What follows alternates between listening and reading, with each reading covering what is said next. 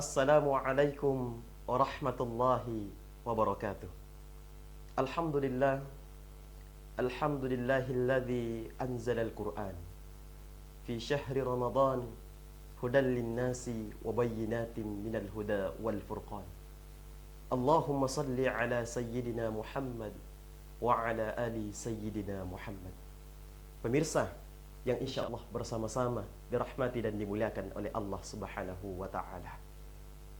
Mari kita bersama-sama memanjatkan puja dan puji syukur kita atas kehadirat Allah Subhanahu wa taala. Allahu Rabbun Ghafur, yang nikmatnya tidak bisa terukur, yang dimana ketika kita bersyukur maka insyaallah hidup kita akan subur dan makmur sepanjang umur. Salawat kita kirimkan kepada pemimpin umat, Nabi pemberi syafaat, yakni beliau baginda Nabi besar Nabi Muhammad sallallahu alaihi wasallam. Allahumma salli ala sayyidina Muhammad.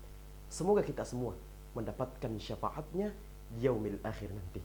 Pemirsa yang dirahmati oleh Allah Subhanahu wa taala, pada kesempatan yang penuh berkah ini, sedikit kami akan sampaikan tentang meraih ampunan bulan suci Ramadan.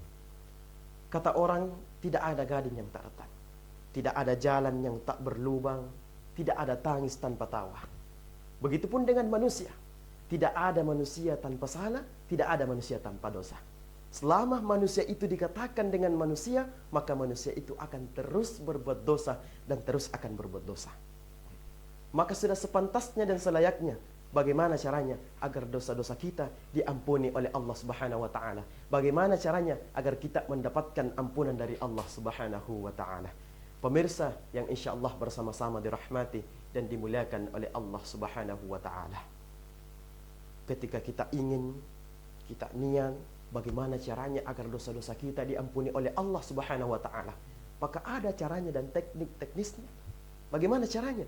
Karena Nabi Muhammad sallallahu alaihi wasallam bersabda dalam haditsnya, "Man shoma ramadhana imanan wa ihtisaban, ghufira lahu ma taqaddama min dzambik." Kata Nabi, barang siapa yang berpuasa karena iman dan semata-mata mengharapkan ridho dari Allah Subhanahu wa taala, ghufira lahu ma taqaddama min dzambik, maka akan diampuni dosa-dosanya yang lalu. Dengan itu pemirsa yang berbahagia, ketika kita beribadah, kita berpuasa karena landasan iman kita, maka insyaallah akan dengan mudah kita akan mendapatkan ampunan dari Allah Subhanahu wa taala. Kita tahu bahwa besi itu kuat, akan tetapi sekuat-kuatnya besi bisa dilelehkan oleh panasnya api. Sepanas-panasnya api, sekuat-kuatnya api, akan tetapi bisa dipadamkan oleh air. Dan sekuat-kuatnya air bisa digoyahkan dan dipindahkan oleh angin. Kita tahu bahwa angin itu juga pun kuat. Sekuat-kuatnya angin bisa dihalang oleh besarnya gunung dan kuatnya gunung. Sebesar-besarnya gunung, berapa banyak orang yang sudah menghancurkan gunung dan membelah gunung karena manusia.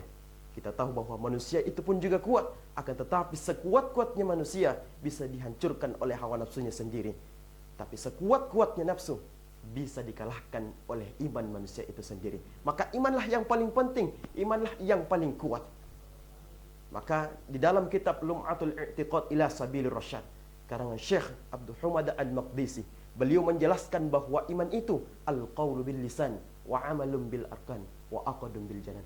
Bahwa iman itu diucapkan dengan lisan, ditanamkan dengan dalam hati, dan diamalkan dengan perbuatan. Maka biasanya ketika kita usai salat tarawih, kita selalu berdoa kepada Allah, Allahumma ja'alna bil imani kamilin. Ya Allah, jadikanlah kami orang-orang yang sempurna imannya.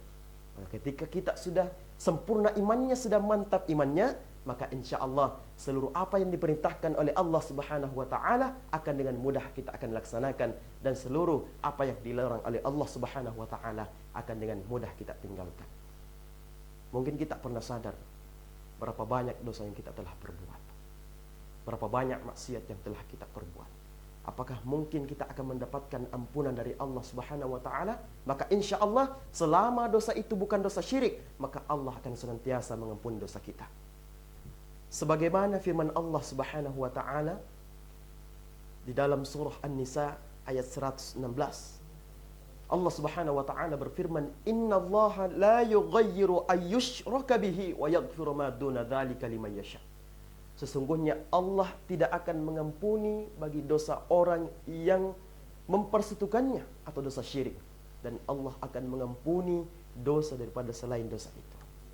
Di dalam kitab Zubdatut Tafsir min Fathil Qadir karangan Syekh Sulaiman Al-Ashqari, beliau mengatakan bahwa menjelaskan ayat ini, bahwa orang yang mati karena kesirikannya tidak akan mendapatkan sedikit pun ampunan dari Allah Subhanahu wa taala, dan dia akan kekal di dalam neraka selama-lamanya. Dan sebagian juga sahabat pernah mengatakan bahwa dari seluruh ayat yang pernah saya baca, inilah ayat yang paling saya cintai dan saya sukai. Karena kenapa? Memberikan pengharapan kepada pelaku maksiat dan pendosa bahwa meraih ampunan dari Allah Subhanahu wa taala itu akan selalu ada. Oleh karena itu, pemirsa yang berbahagia yang insyaallah bersama-sama dirahmati dan dimuliakan oleh Allah Subhanahu wa taala, marilah kita pergunakan sebaik-baiknya bulan suci Ramadan ini. Sebelum Ramadan ini berakhir, kita senantiasa memaksimalkan ibadah kita. Kita senantiasa menyempurnakan ibadah kita dengan ihtisaban, semata-mata mengharapkan murni dari Allah Subhanahu wa taala, semata-mata beribadah dengan landasan iman kita, bagaimana caranya agar dosa-dosa kita, dan kita bagaimana caranya untuk meraih ampunan dari Allah Subhanahu wa taala. Sekiranya inilah yang bisa saya sampaikan, mudah-mudahan bisa bermanfaat bagi kita semua. Billahi taufik was sa'adah. Assalamualaikum warahmatullahi wabarakatuh.